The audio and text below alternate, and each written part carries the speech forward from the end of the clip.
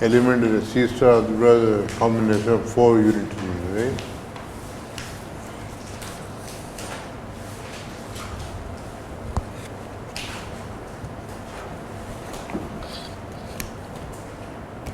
Okay, so today it will be a digression of sorts, which is that, see, when things are, we haven't yet done the normal case, but for Hermitian and normal operators, you have a good continuous and even measurable functional calculus. But there is this thing you can do for any operator, which is a more restricted functional calculus.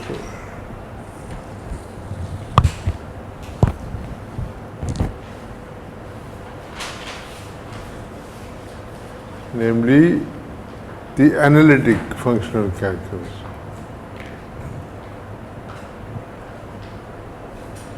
If you go an analytic function,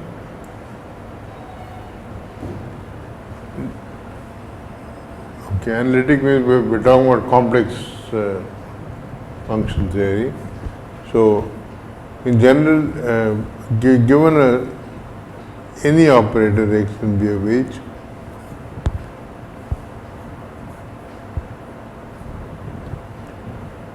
so he uses the rotation A of sigma x to be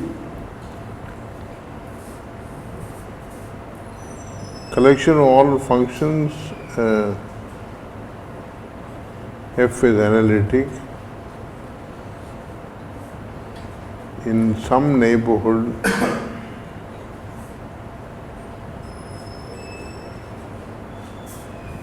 of the spectrum of x.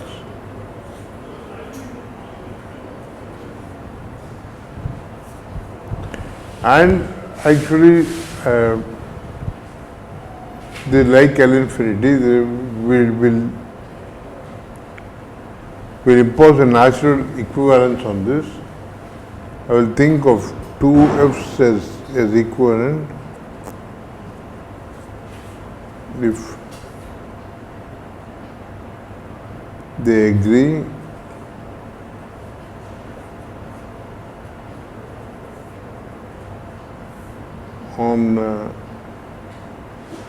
on a neighborhood of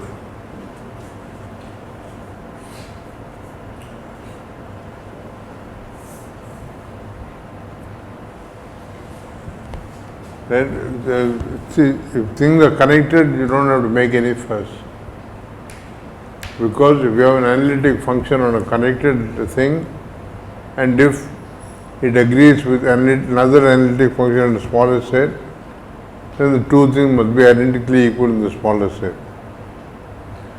But here, the spectrum of x might be destroyed, like x might be a projection, will be just two points. And so this domain of the function f might be two disjoint disks. So you don't have connectedness, but still you think of two functions as being equivalent if they agree on a neighborhood of sigma of x. But the point is, what we will do is this analytic functional calculus.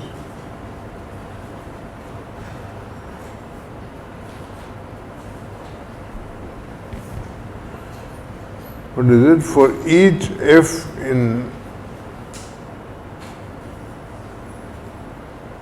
this class, we will associate an operator which we'll call f of x, and this will be, where will this be? This will be in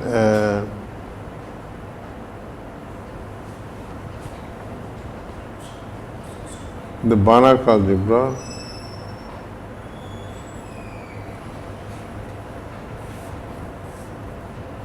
There is no star here generated by one index.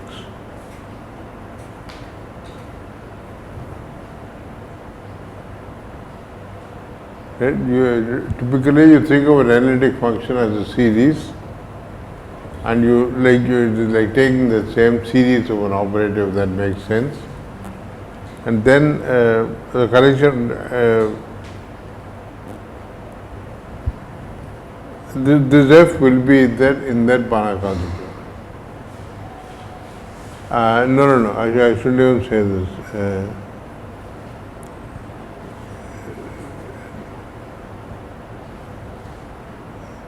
So this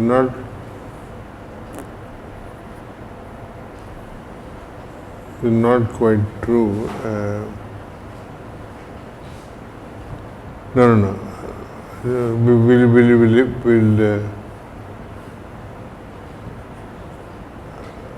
In general, they may not be the same. So it might be a larger thing. So anyway, let me tell you what the definition is. So you know the Cauchy theorem, Cauchy integral formula for an analytic function.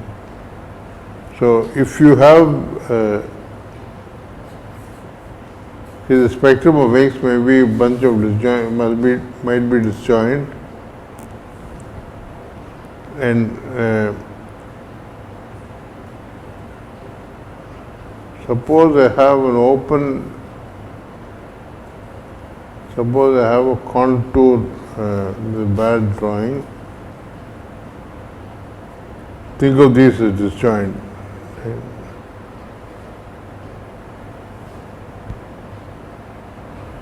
So you have this spectrum of X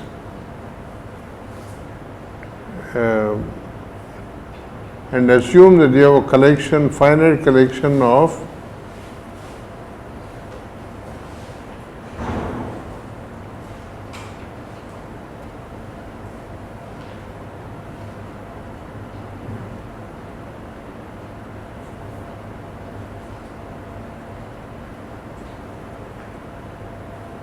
by this I mean it is a finite collection of disjoint. It is a disjoint union of a collection of, it is not a set, it is just this disjoint union.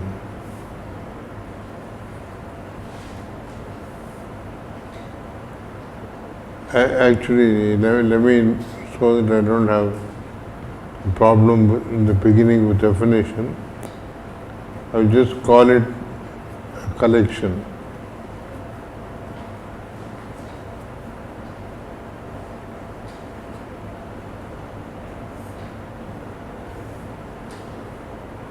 Or a tuple. It is an n tuple.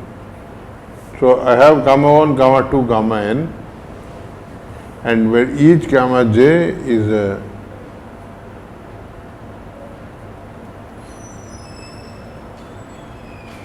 simple closed curve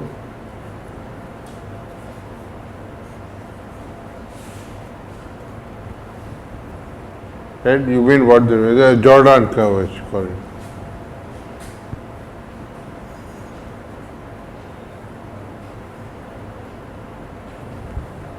It just there are none self-intersect, and it's a homeomorphic image of the circle, and in fact we can even assume and it just winds around any point inside, it will wind around only once.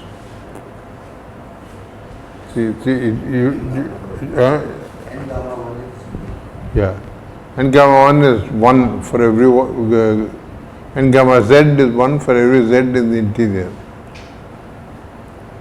So I once spell out the definition. You have this nice simple closed curve. You think of them like discs if you can, or they are homotopic to discs, to circles, such that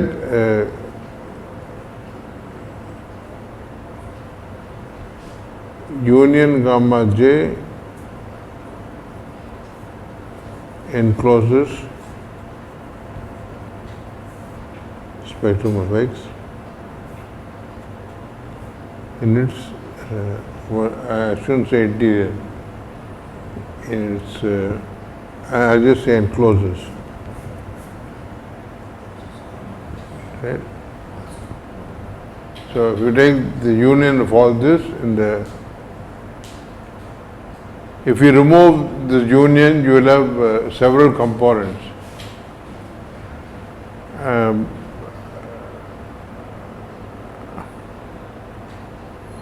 I mean the complement of the unbounded component.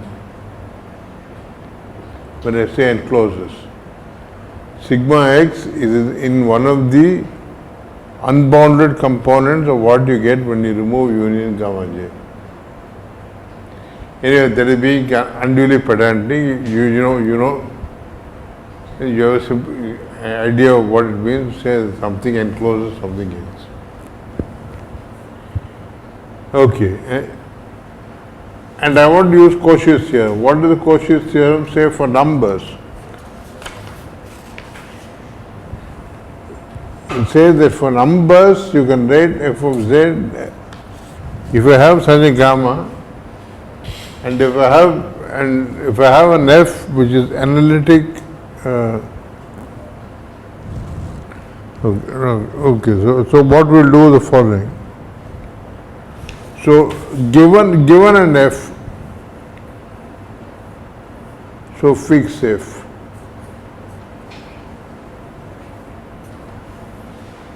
Then I will choose a gamma, I assume is a collection of curves like this, such that the union gamma, the bounded part, the part enclosed by union gamma j, in fact closure, together with so I will assume and is contained in the domain of holomorphy of f. In the domain of f. F is an analytic function defined in some neighborhood of the spectrum. In that spectrum, I just enclose the spectrum of X by a finite union of simple closed curves. Okay, and what will Cauchy's theorem say? It will tell you that if I take any z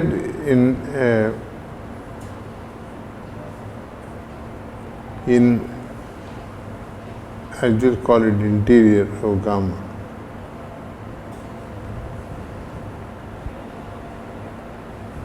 For any z enclosed by gamma, Cauchy's theorem will tell you that f of z equals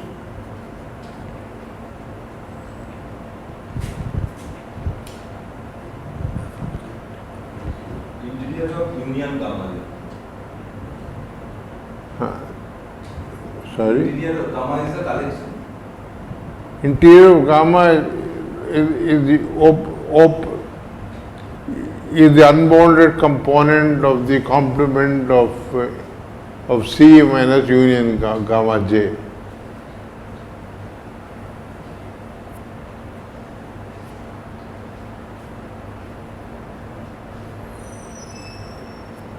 No, I shouldn't say that because it's not connected.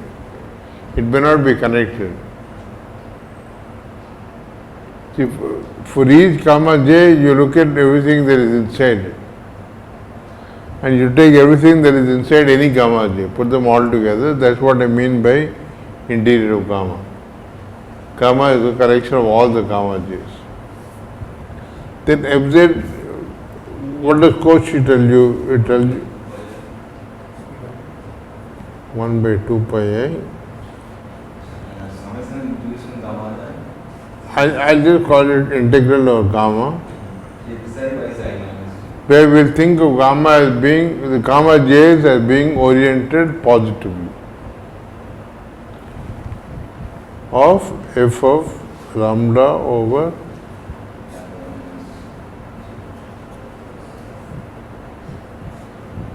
d lambda.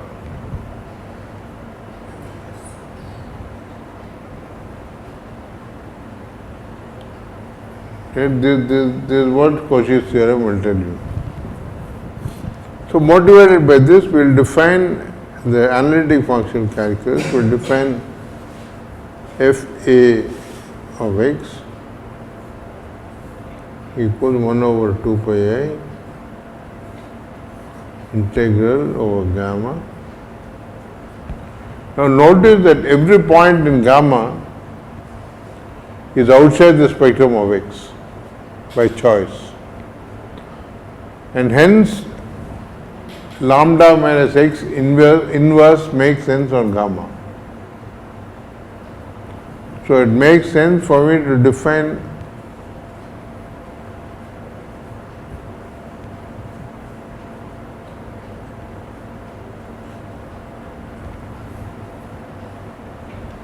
so this is an operator valued complex and path integral I have defined.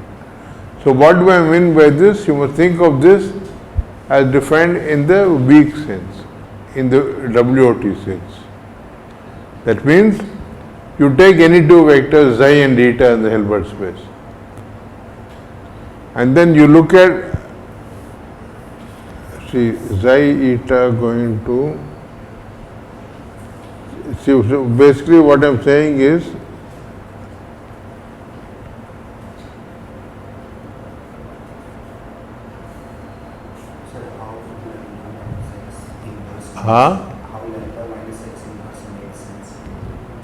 because what did we say? We said all the gamma j's, gamma contain sigma of x in its interior. That means all the gamma j's are far away from the spectrum of x. The spectrum of x is inside, and gamma j encloses the bounded components of sigma of x. So no point of sigma of x is on any gamma j.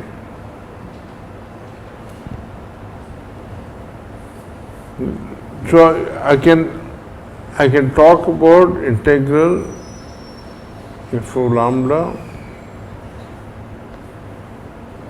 lambda minus x inverse psi eta d lambda. Now this function is a perfectly nice complex valued function, which is as holomorphic as function f was, and hence it makes sense to take this integral. And observe that the right hand side defines a bounded sesquilinear form on each. You can bound this by just norm of lambda minus x inverse, norm j, norm eta. You can pull out the norm j, norm eta, and lambda minus x inverse is a continuous function on the spectrum, outside the spectrum. So on gamma it is continuous, so the norm is continuous, so it is bounded, it's on a compact set, and so the whole thing is going to be a bounded thing, and you can integrate it. It's a nice continuous function, you can integrate. Okay, this is a continuous function on gamma, so you can integrate it. And it is a bounded sesquilinear form. Consequently, by Hoover's theorem, it is given by a unique operator. It is the quadratic sesquilinear form of a unique bounded operator. We will call that operator as f of x.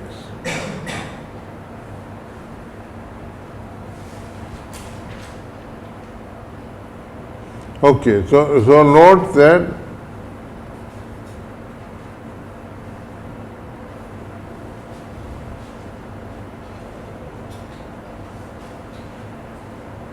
if I write z for the function fz equals z, then z A of x equals x. That is what Cauchy's theorem will tell you.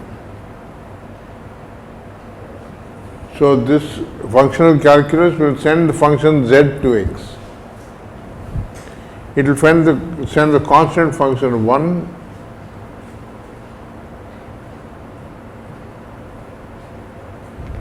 the function identity, the constant function 1 will go to the identity operator.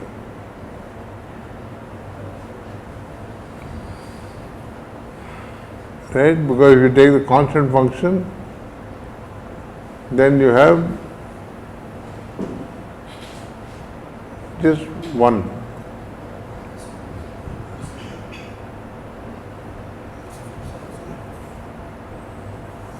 Right? If you take this xi eta, where there is a constant, the xi eta is going to come out, and you're just going to have 1 over 2 pi a integral over gamma d lambda by lambda minus z. By Cauchy's theorem, that is equal to 1. With that xi eta outside. So the quadratic form of this operator and the identity operator are the same. So this is also true. What's the z of ax? What is the first one? Z of ax? This is z is a function f of z equals z. The identity function on the complex plane. Okay, so now I want to say that it is if I can verify that this f going to fax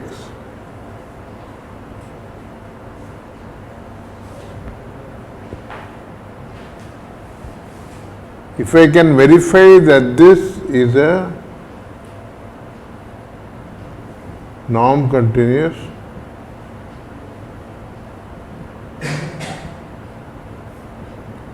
homomorphism.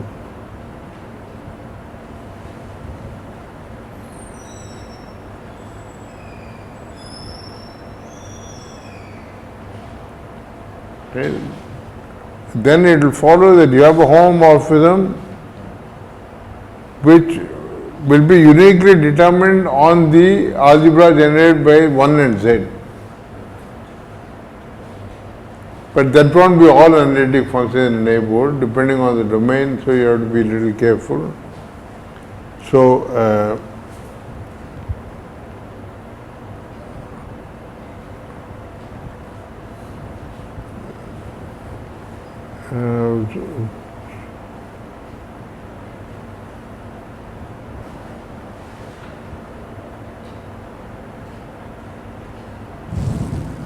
does he say anything about uniqueness?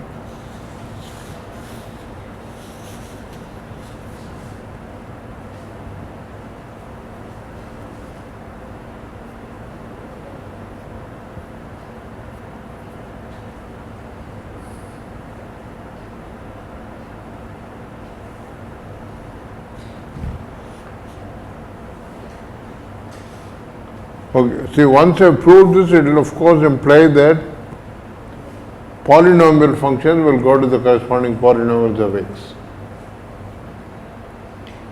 If I know that z goes to x and 1 goes to 1, then a polynomial in z will go to that polynomial in x.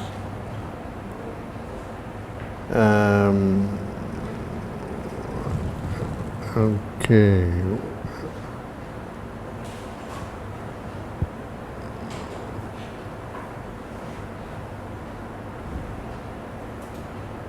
No, I'm struggling here.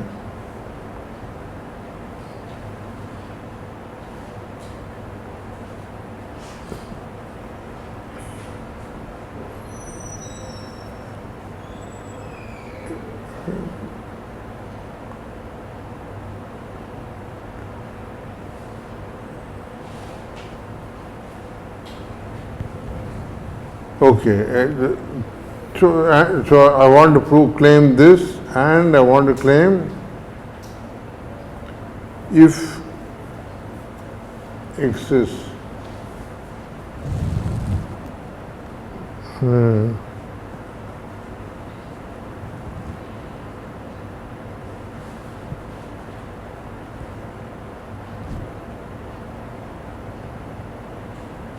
we only proved it for the, if x is self-adjoint, then f(x) is what you always knew it was. We have continuous function of calculus for x. Anything in A of sigma x will restrict to a continuous function of sigma of x. And we know that there is a unique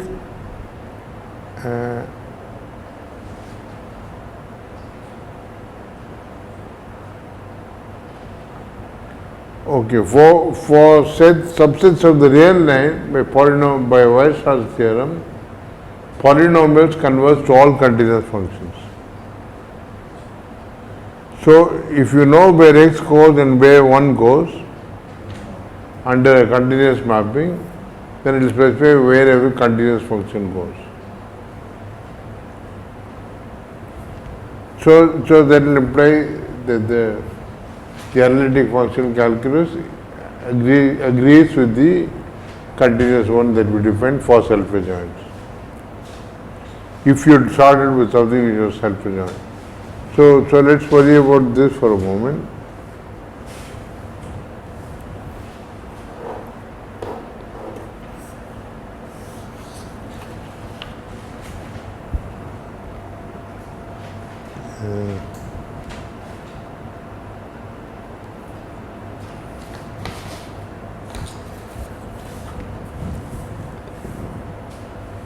So what should you do? You should take f of x times g of x.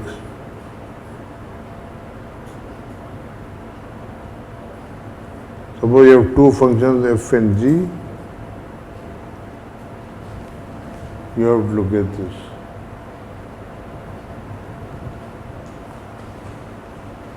And this will be weird. By definition, it minus 1 over 4 pi squared. And let's let me be a little careful. I'll call it. So for f, you suppose you chose a gamma 1, and for g,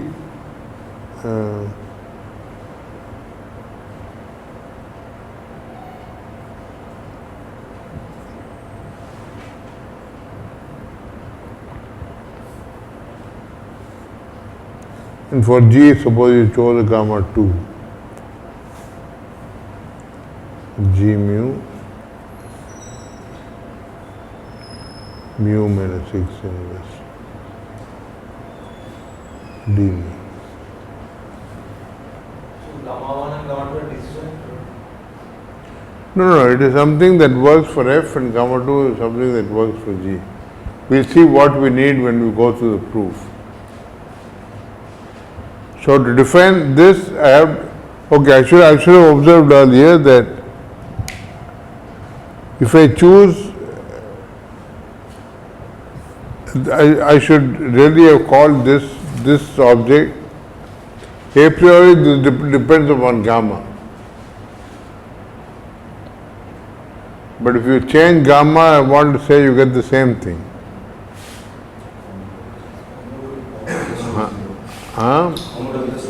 Yeah. By homotopy version or homology version? Oh. Huh? I heard about it. If you assume that cruise curve is of homotopical equivalent to start with, then n gamma 1 minus gamma 2 at point 8. if you assume that So any two such things, any two Jordan curves containing that thing will be homotopic. We are Jordan curves of the same type. Consequently, that integral will be constant over that whole path.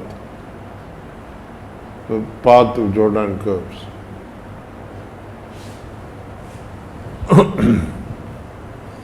Okay, so this, so we have to use this clever letter.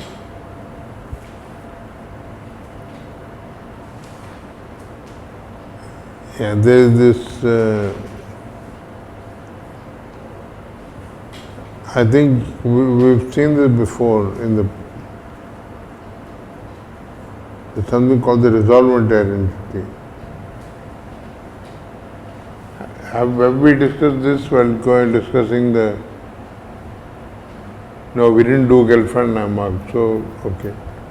Okay, so what it is,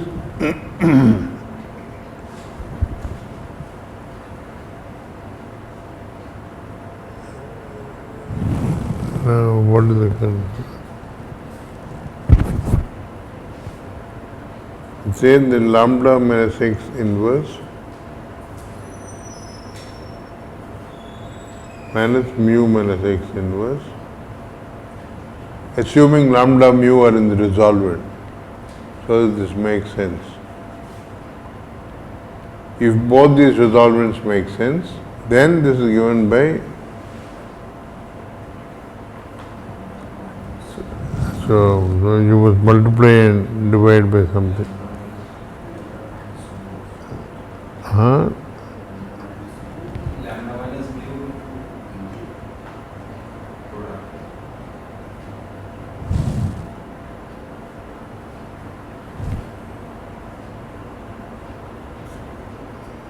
You are very copied now. Mu minus lambda into lambda minus x inverse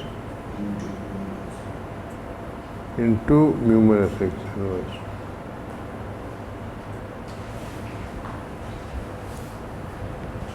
Why? Because you can write this as mu minus x minus lambda x. Add and subtract an x.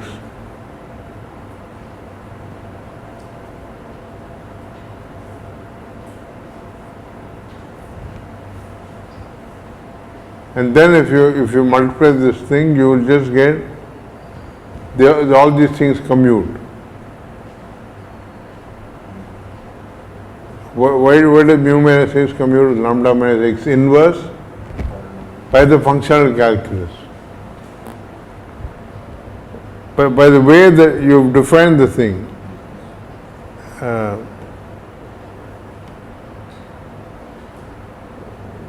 Why do mu minus x and lambda minus x inverse commute? Sorry.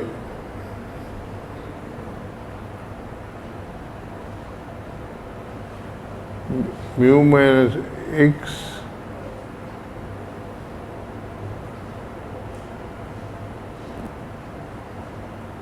No. You think of this as, this is a constant after all, this mu minus lambda. You can put this constant in here.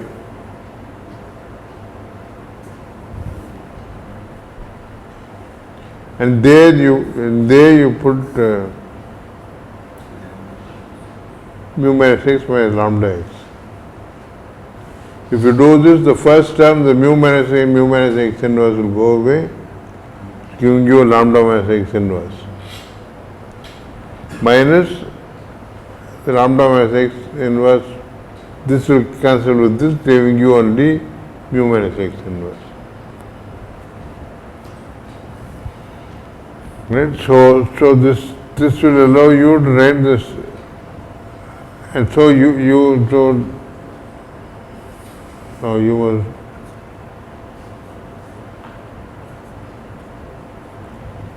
you will go back and see, justify why one can do the following step. Then I want to take it as a double integral.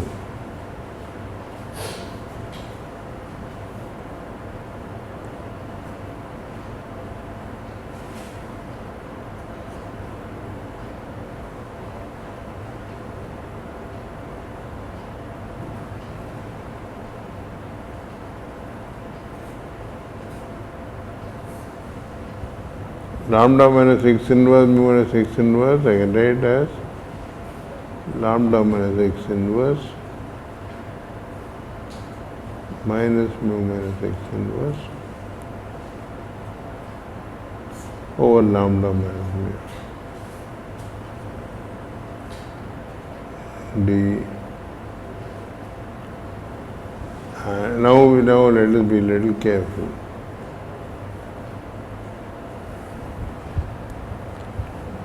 So, so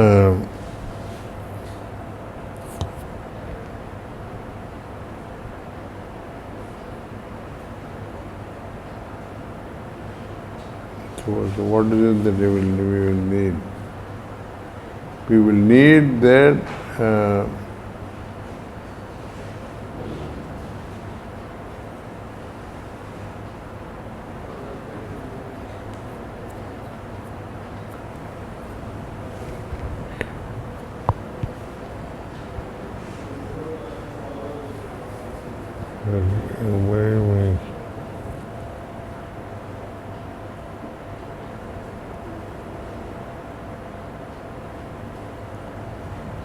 by definition, this, if you look at the quadratic form, is going to be this of this xi eta means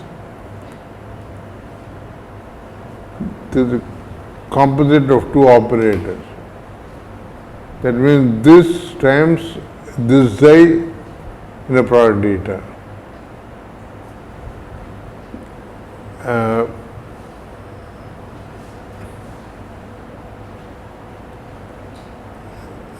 So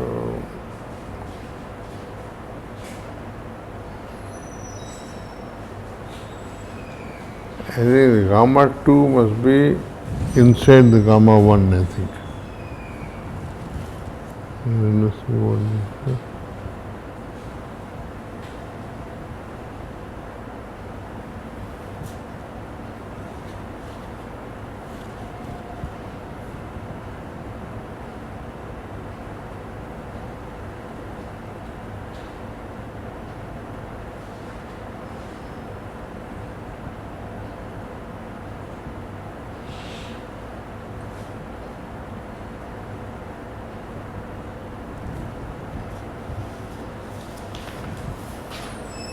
Okay, there's some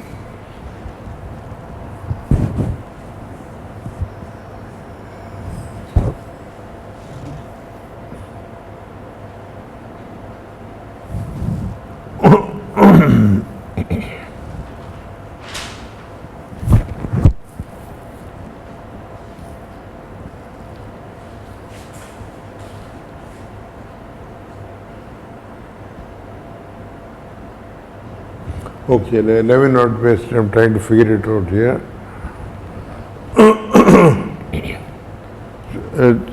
So the proof is given here, but you just have to see where he uses what. So you need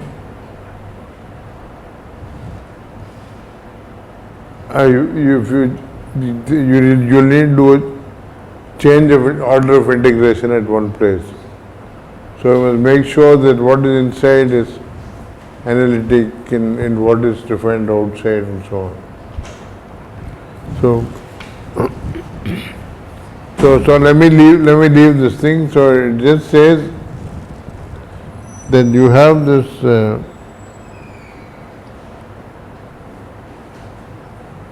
algebra homomorphism from the algebra generated by from this, actually this algebra, why should I get into that conflict about generated? That A sigma x is itself an algebra. Right.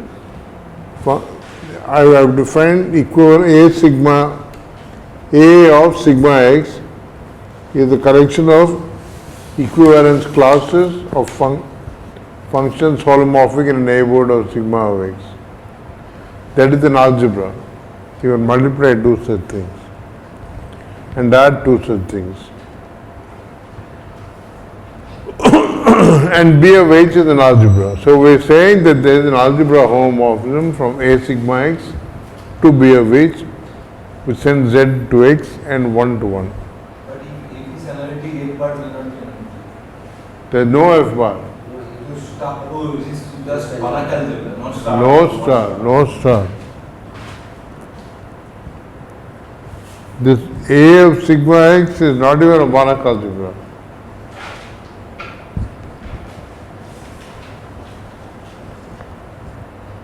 Because the domain can change.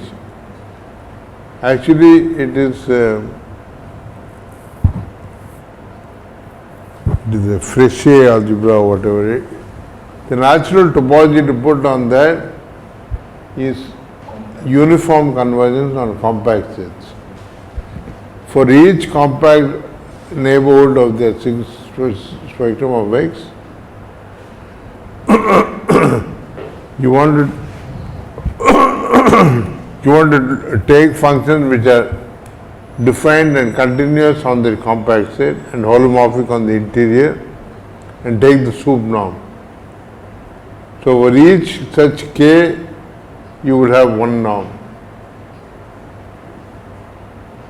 And so as you let k vary over a countable decreasing collection of compact sets which decrease to that spectrum of X, you will have countably many norms there. And so you will want convergence with respect to each of those norms. So you will be back in the semi-norm kind of thing, except you have a bunch of norms on different pieces. But anyway, so you will have the convergence will be in the sense of semi-norms.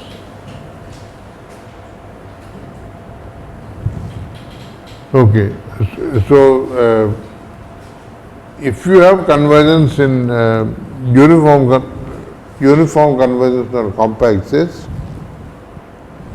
then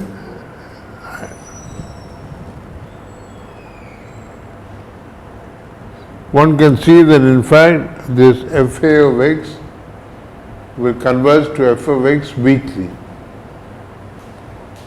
because the integral is defined weakly. And if you have uniform convergence on the compact set gamma, then the integrals on the compact set will converge to the limit integral of the limit function. Right? So consequently, uniform convergence on compact sets will translate to weak operator topology convergence. Okay.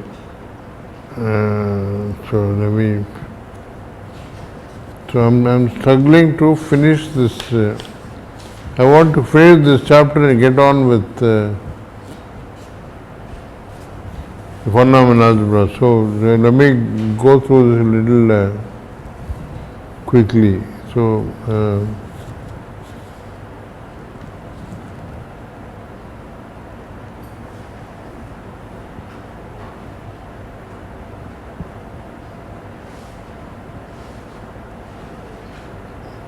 there are many theorems which are easy if your domain of the spectrum is nice. If the domains of definitions of the analytic functions are like a disk or something, for example. If you the point is that in a general domain, not every analytic function can be approximated by polynomials. Like in the disk, it is true that analytic functions are limits of polynomials. So once you know the operator on polynomials, or the homomorphism on polynomials, then once you have this convergence statement, continuity statement, you will have it on all things, all functions. But in general, it is more difficult to prove.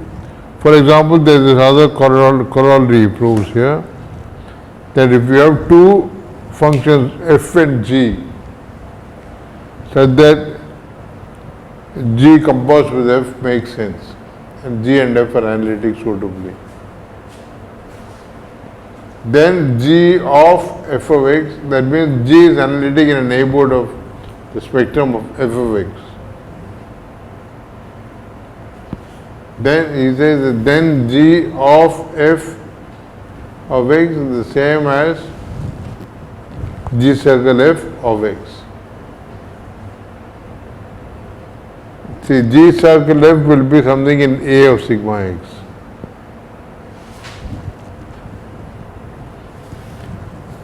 I don't want to get bogged down into these technicalities now, so I'll kind of give these. So why analytic function calculus has been, because analytic function is subset of continuous function. So we have continuous function. But because not everything is self-adjoint or normal, we'll need to look at this for more general operators. For example, here are two functions which he talks about. You want to look at for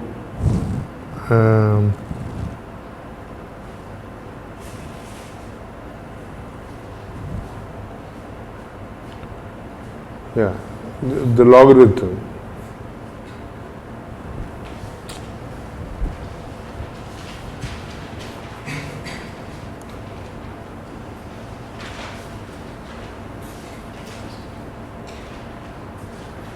So the natural logarithm of z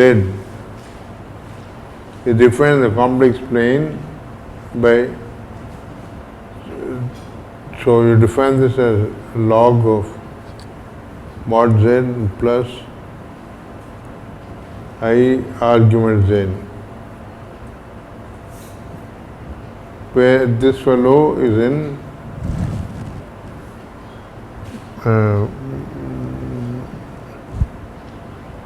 minus pi to pi.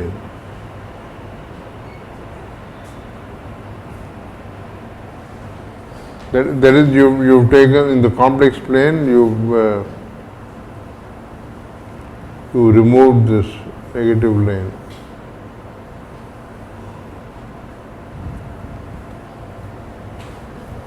Then on the complement of this negative line, this function is defined and it is analytic there. And you can talk about the logarithm of functions whose spectrum are contained in something like this. And you can define log of x for if spectrum of x contained in C minus, let me just write minus infinity 0.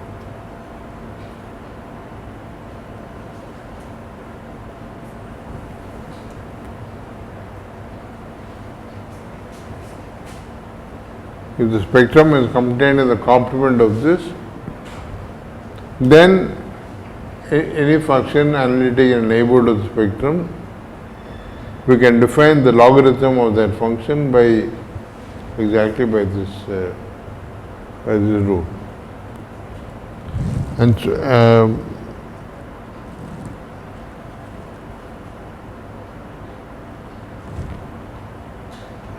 and once you have the logarithm, you can also define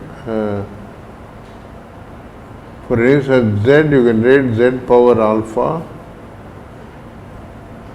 for alpha positive as e power alpha log z. This function is as analytic over here. You are composing one analytic function with an entire function. And so the statement is that then x power alpha will be the operator, will be e power alpha log x. So here you are using this chain rule thing that I said. If I want to compute this operator, it is enough for me to just compute log of x and then take exponential of that. And so I find that this is analytic.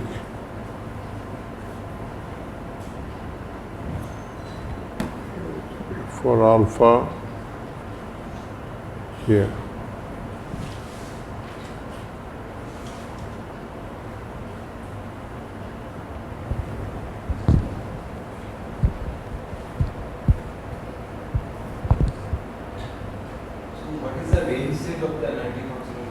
Huh? Range space of the analytic function. A sigma x goes to. What is the range? It will be it will be the Banach algebra.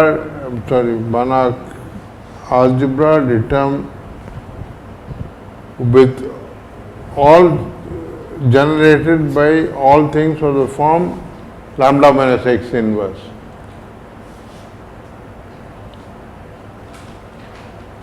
You can see the things of the form lambda minus x inverse, for lambda not in the spectrum of x.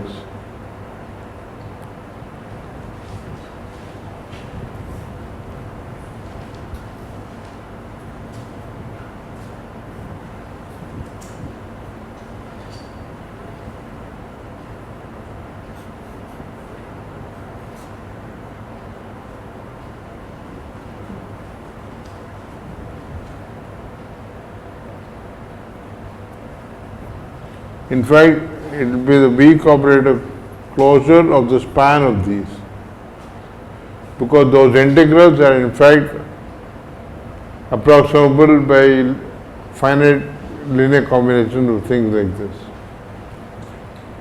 These are the functions you are integrating to get those operators.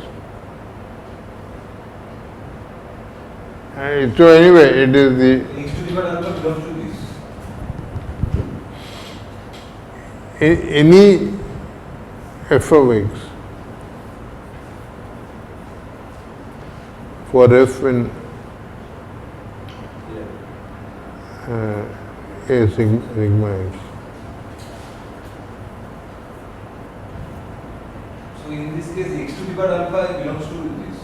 But z to the power alpha goes to x to the power alpha. Huh? X to the power alpha belongs to this. Yeah.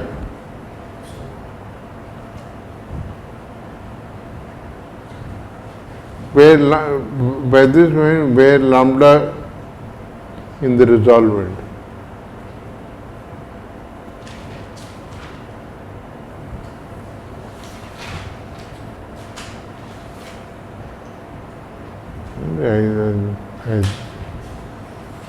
I think I'm saying the correct thing.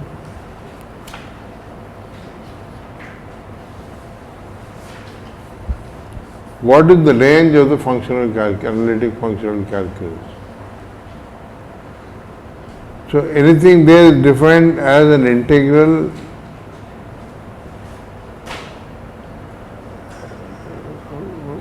which of scalar multiples of operators like this. And any integral can be thought of as some kind of a limit of Neumann sums kind of thing. Because these are nice continuous analytic functions, continuous in that on the gamma. You're integrating the function on gamma. So things like this will finite linear combinations of this will approach the integral in the weak operator topology.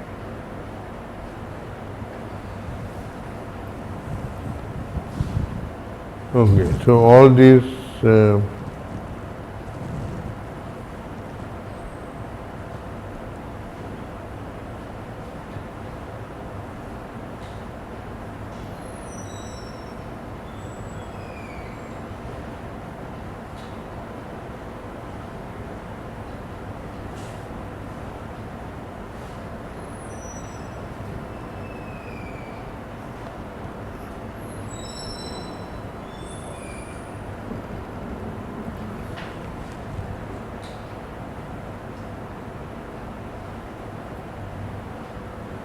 No, okay, I don't see why he given a.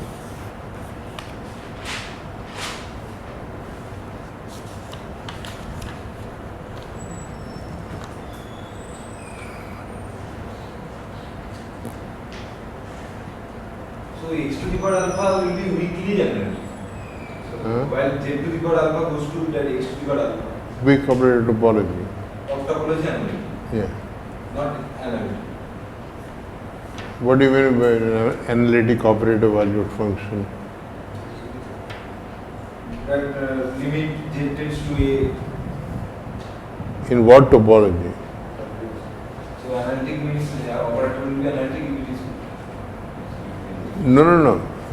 You must say what it is. You can talk about norm analytic also.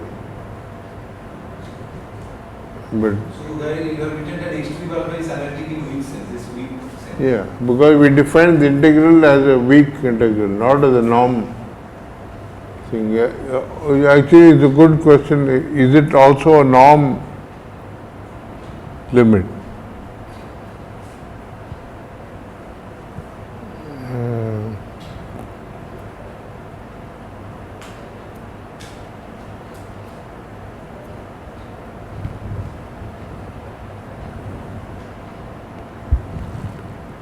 Okay,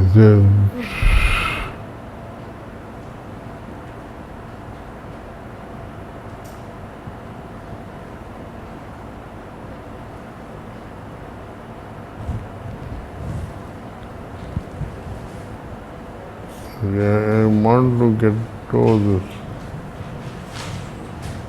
chapter quickly.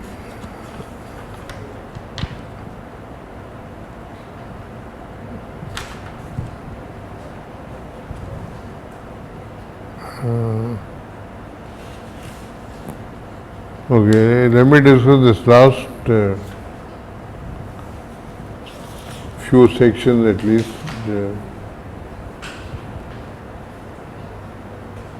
Which I'm a little more comfortable with. And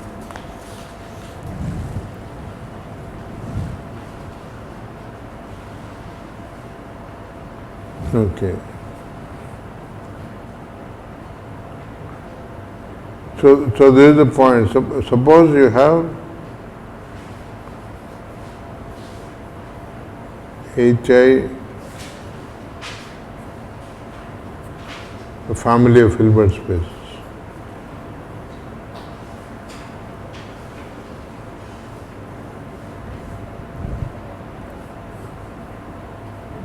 Then one defines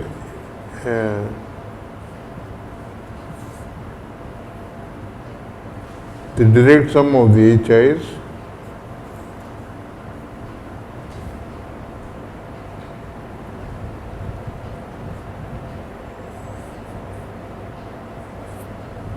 so what does that mean? It is just an element of this is in a family Xi, where Xi in HI rho I and summation norm Xi squared must be finite.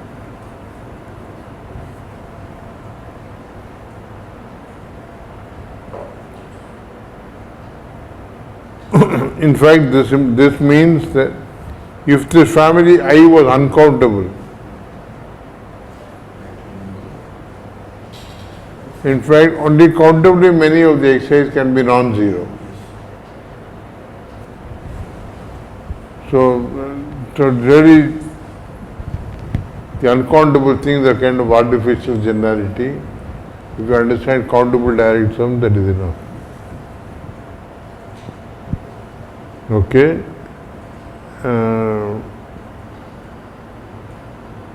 Okay.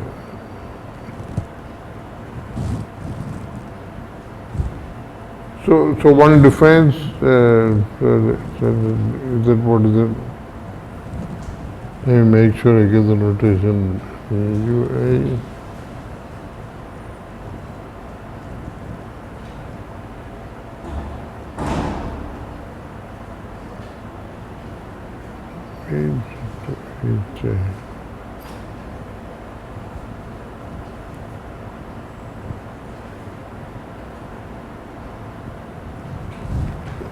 The other thing will be more natural.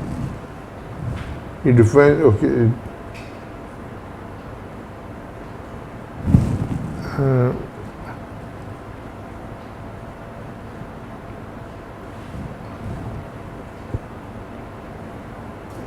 let me define VI mapping HI to H.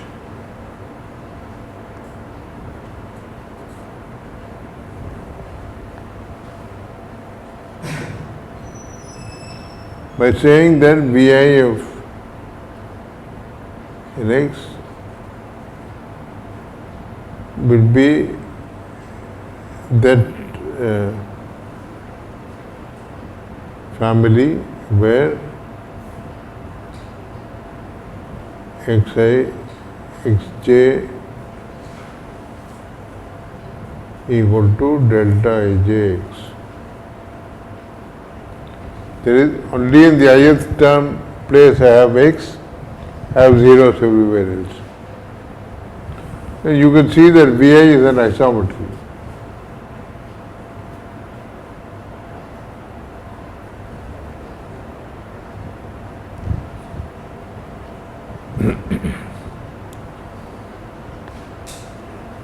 An isometry is a special case of a partial isometry.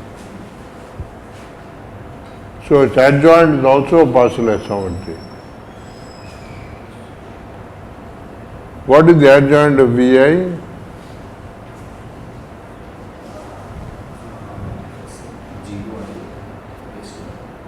Vi star goes from H to Hi.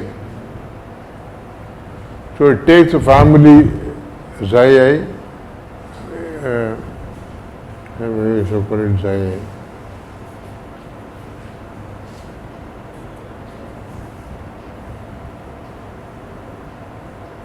So Vi star of a family Xi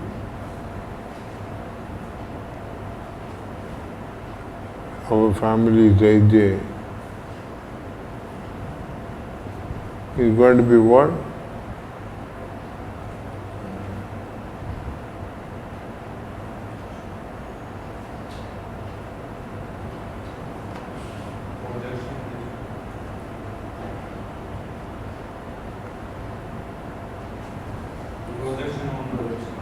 It is going to be exactly Xi.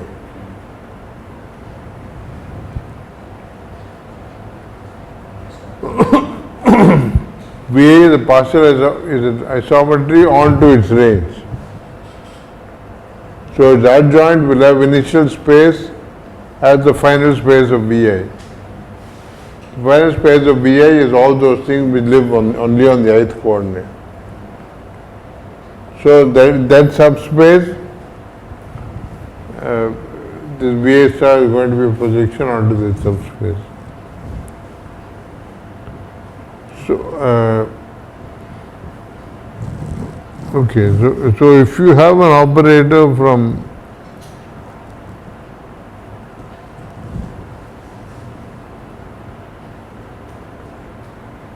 you can do a two-space version, he does only one space.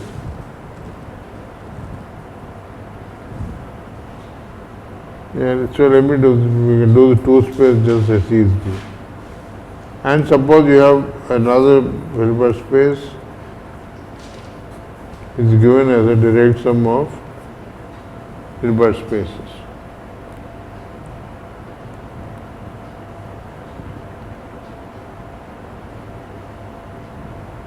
Also Hilbert spaces.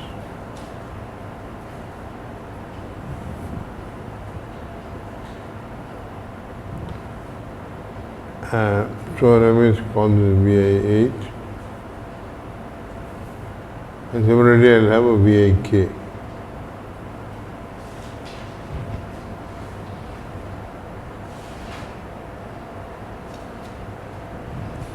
Right, for this direct sum also I will have an associated family of isometries and projections.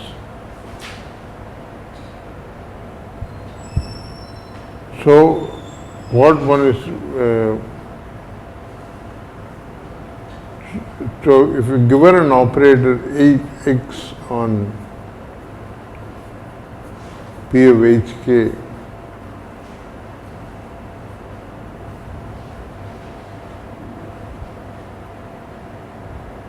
Then to that one can associate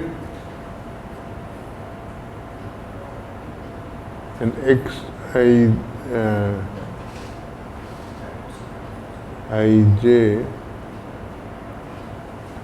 from Hj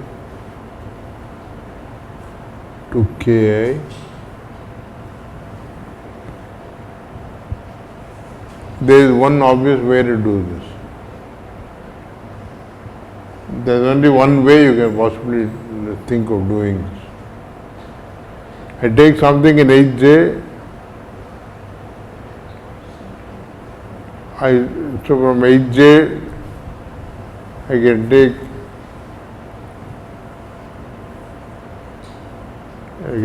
this VHJ,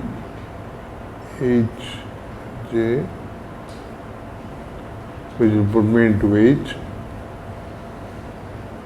and then I can go to K by X, and then I can from K I can come back to Ki by Vki star.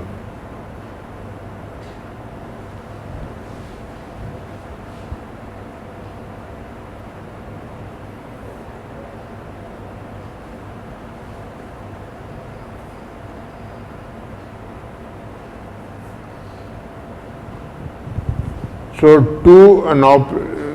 and it is clear that this is a composite of bounded operators. And so this is actually in B of a JKI.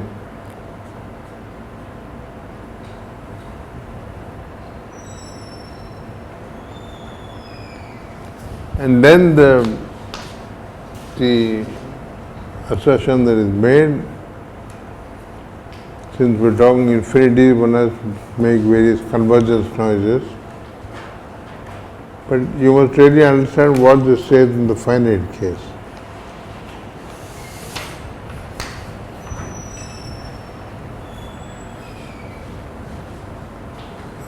So the assertion is,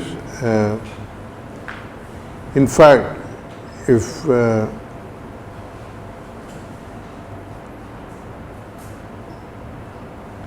if you take a xi in H,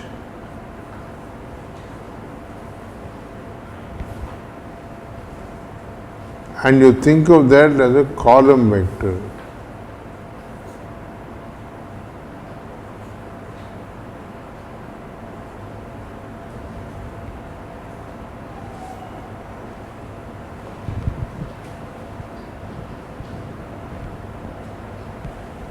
I can do this if there are only countably many,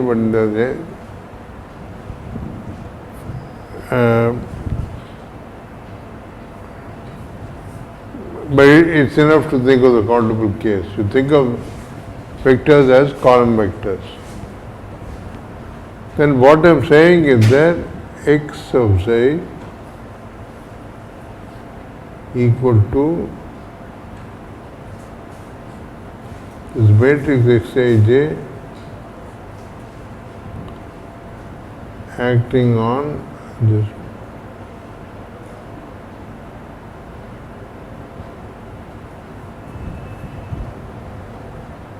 column vector Xij. So what is being asserted is i.e. for all xi in H,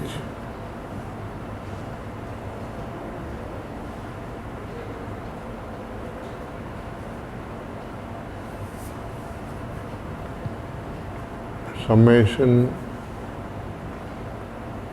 norm xij xij squared is finite.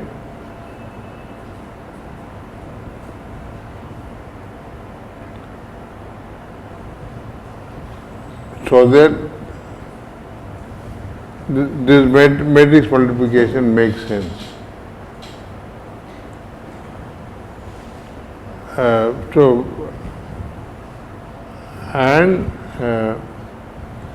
See, notice that where these vectors, these xij's, ij's are in the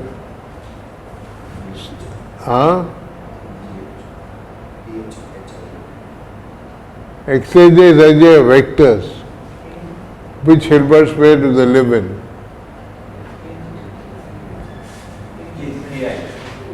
Ki. This is sum over j.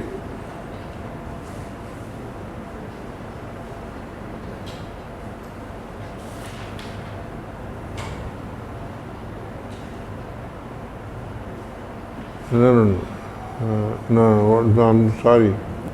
I'm saying something wrong. Sorry. This is not true. This is not true. So what is true is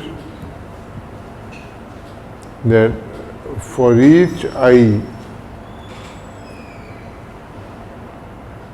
the family summation over j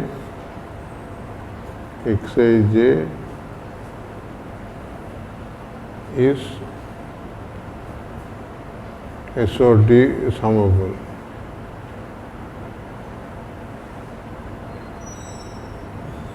I haven't defined this word, so we should think of just finitely many things. Sorry, countably many. So forget the I and j. So assume that we are only talking about countable direct sums. Then this SO2, SOT, the series is the SOT convergent.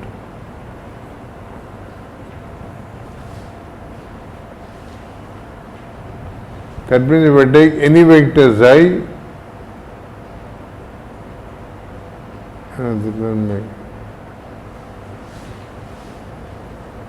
where is this is going, so these are operators in, where do they go from? They go from, this goes from Hij to Ki. But as you vary the j's, then this goes from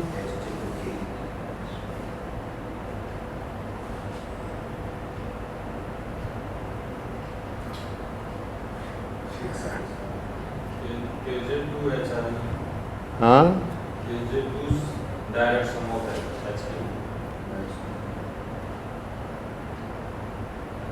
So Hj to direct sum k, Hj to k. So each xij can be thought of as an operator from xj to hj to k. So they think of them as operators in P of hj to k.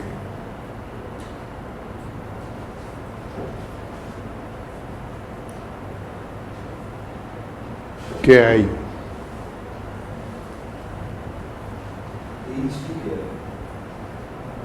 Each xij from hj to k. You are summing. Each xij, no. Xij from Xij is hj to ki. So sum over j, so h to k. But xij's aren't in h. So what should one say?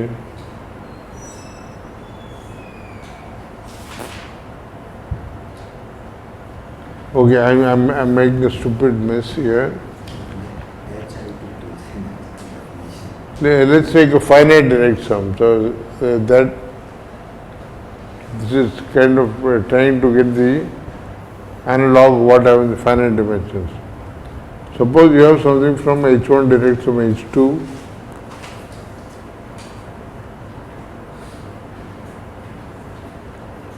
to k1 direct sum, k2 direct sum, k3 maybe.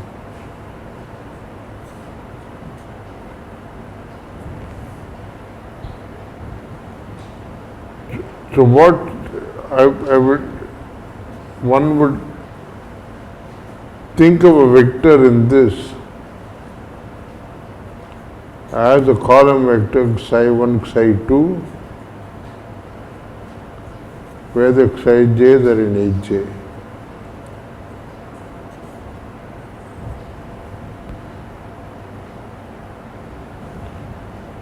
And what one is saying is that there will be a 3 by 2 x11, x12,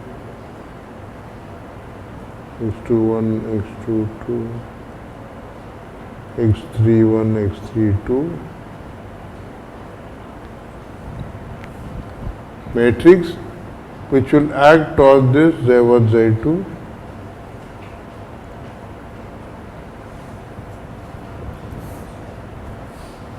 And what you'll get will, by matrix multiplication,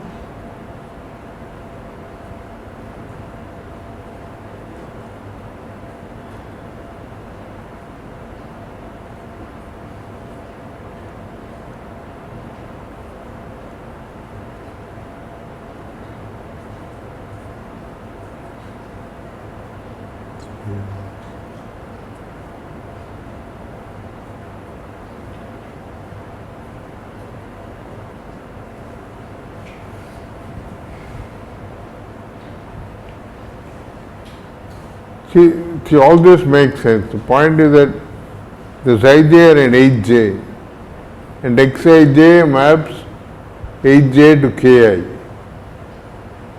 So x11 will map h1 to k1, x12 will map h2 to k1. So both these things are in k1, so the sum is going to be in k1. So sorry.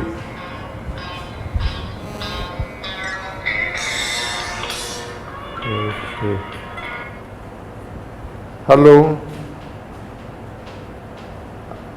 I'm in class now. Can I call you back in 10 minutes?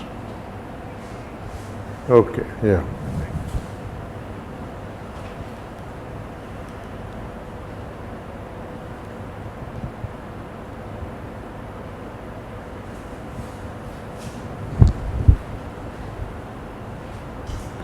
So this will give you something in K1 directs from K2 directs from K3. And so that is what one is saying. Given an operator x from here to here, you can write this as a 3 by 2 matrix of operators which go from the corresponding summands to the corresponding summands. And by putting those together, you get the operator x. How do you get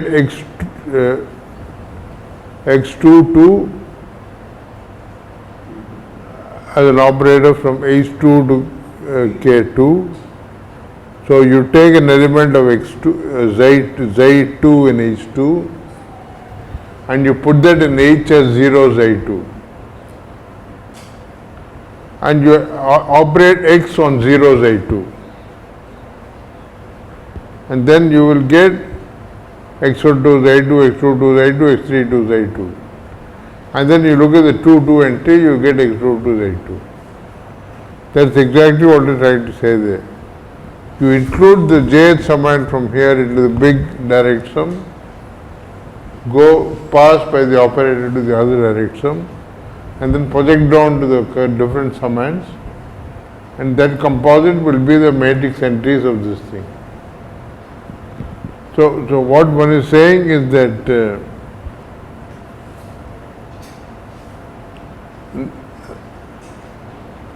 I got carried away. So this in the infinite case, what one would want to say is that this will make sense. For every xi in here, all these series will be convergent. There will be norm convergent sequences. And you put those together, you will get this big operator. And what I was trying to say was that in fact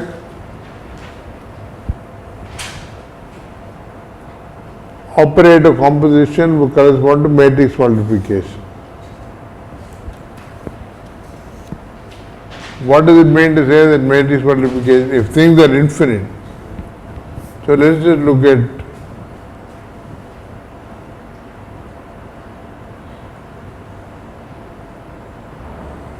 suppose I just have h equals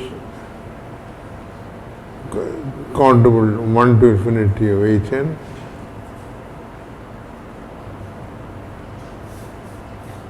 And let me assume that x is actually from h to h. And x is then and given by xij.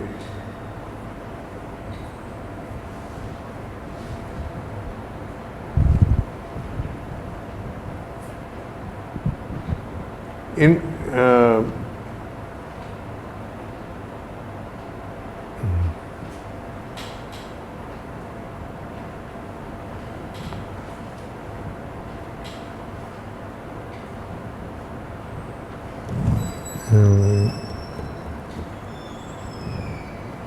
yeah, I should specify even more for it to be interesting. Suppose I'll call this h infinity, but each hn is actually a copy of h.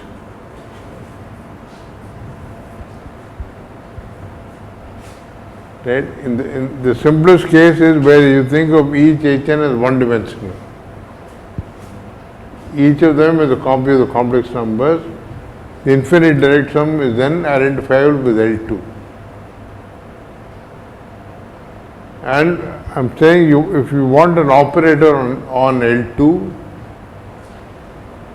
that will be given by any x in B of h. It's going to be given by such a thing, B of h infinity, where each xij is going to be in B of h.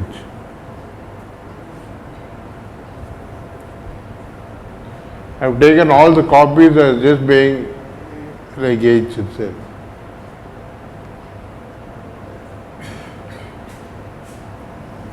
Right? So the point is that B of h infinity is identified with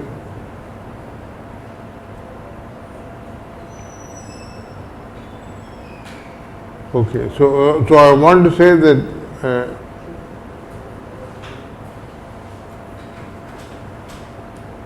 operator multiplication will correspond to matrix multiplication.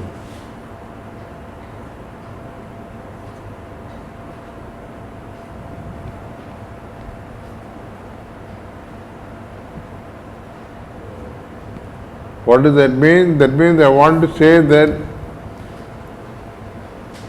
summation over j, xij, yjk is in fact SOT convergent.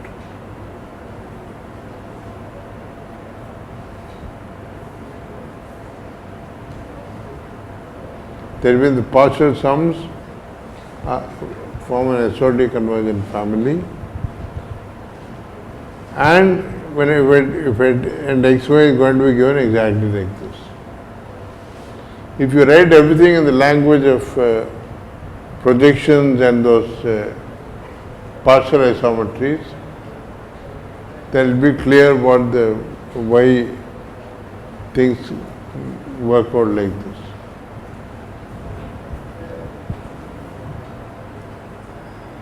No, the important thing is that you should know how, given an operator in B of h infinity, you can associate that with something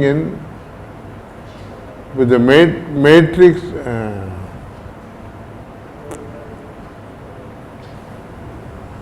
Let me start again. If you're given something in B of hn, so B of hn for me is h of hn is h raised from h n times.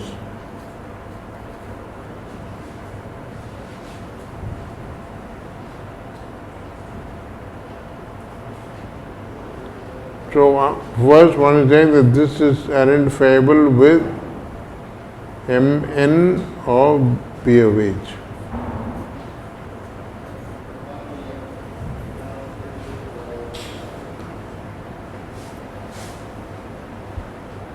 By which I mean you take n by n matrices whose entries come from B of H. And this is naturally an algebra by matrix multiplication. And that multiplication corresponds exactly to operator composition.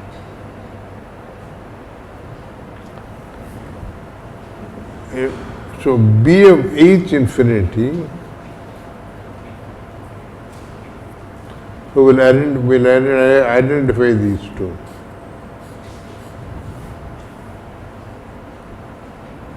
What must this be identified with?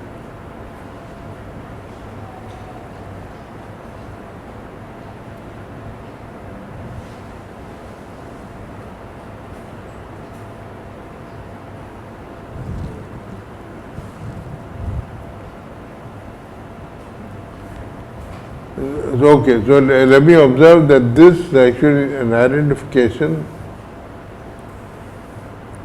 as star algebras.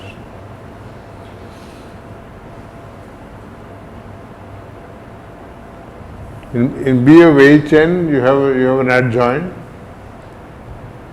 and what is the star here? You take Mn of B, a matrix, n by n matrices of matrix of operators. Its adjoint will be the adjoint transpose, not conjugate transpose. That is, you take the transpose and then you put adjoint on the entries. With the natural structure, this is the star algebra isomorphism.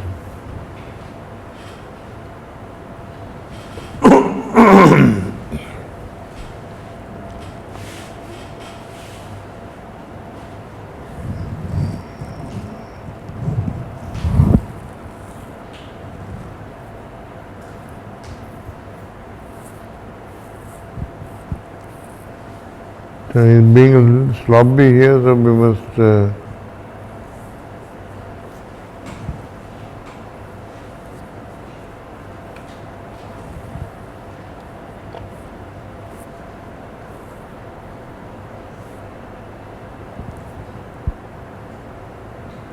what is he saying?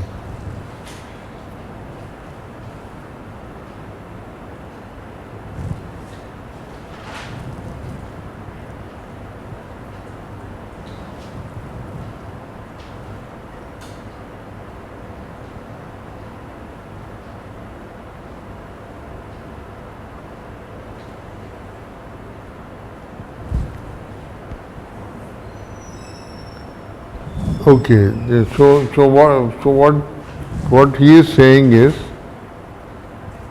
in fact, if you go back to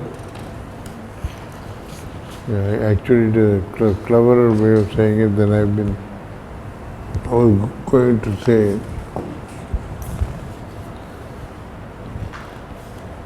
If you go back to my definition in terms of the VI and the VI star and so on, see on each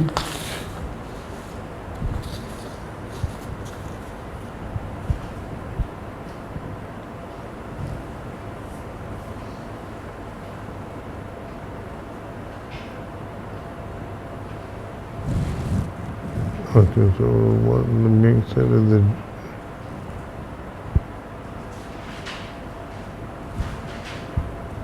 so the statement is that okay,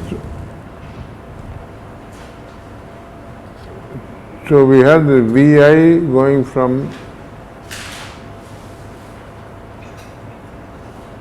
HI to H,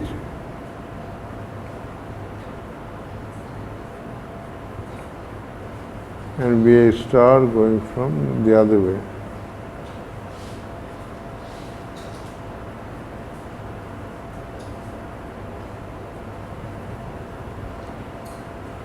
Now the assertion is that x is going to be equal to,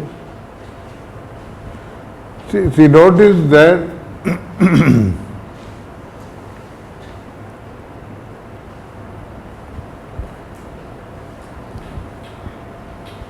if you take VA star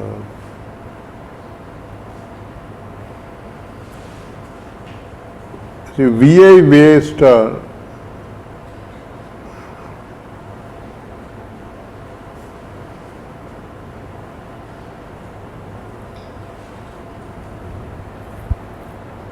VA star is going to be an operator from H to H. The point is that in H there is a copy of H, I is sitting as a subspace.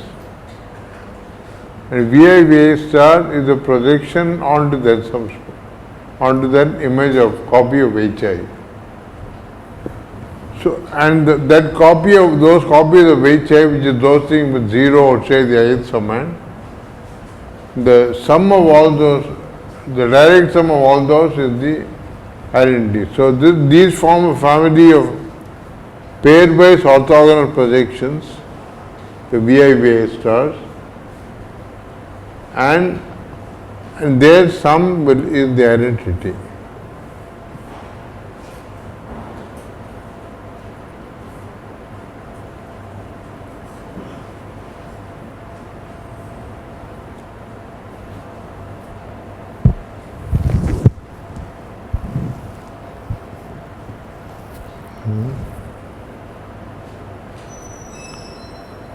Okay, so and this is an SOT conversion. You have a bunch of orthogonal projections, the sum is SOT conversion to the projection onto the soup. So x can be written as, if x can be of H,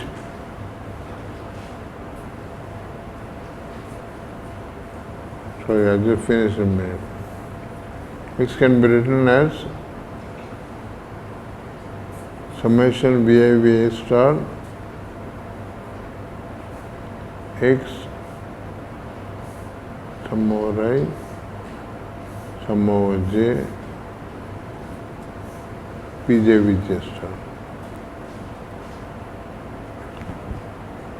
So I can do this because multiplication is jointly strongly continuous on bounded cells, and the summation VA stars are all projections.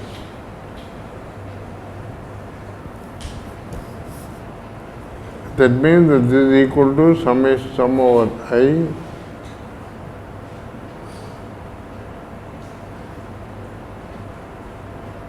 VI, and this is what I called Xij.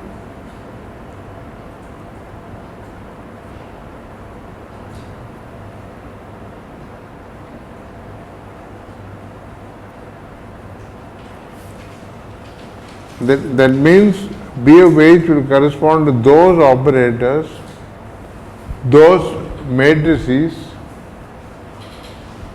Xij for which these sums are strongly convergent.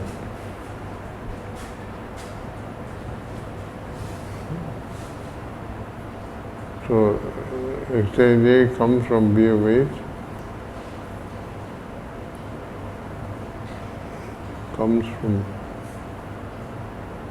an X in B of H.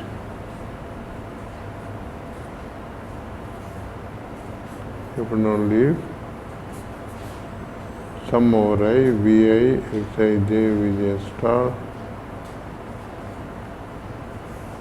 is SOT convergent.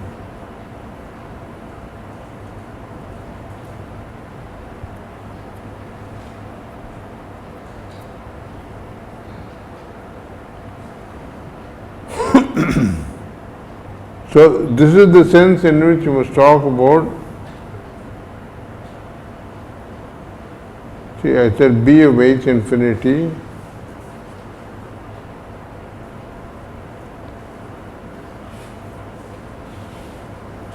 will be m infinity of B of H. Earlier we defined it for M of B of Hn, I said, was identifiable with Mn of C. This is all those matrices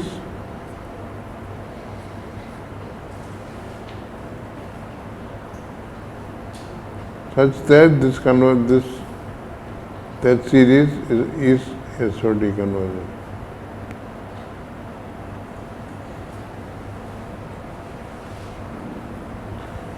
If you have a matrix of this SOD convergence, then that will give you, that limit will give you the operator on B of H infinity. Okay, so sorry, this was a bit of a mess, so I think I'll for now, I think